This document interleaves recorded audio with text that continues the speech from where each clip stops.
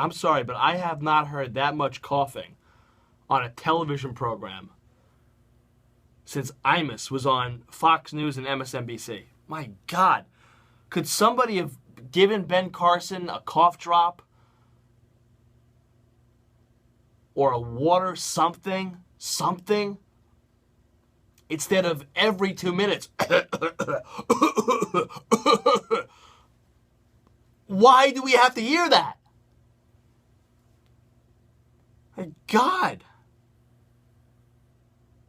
Just, again.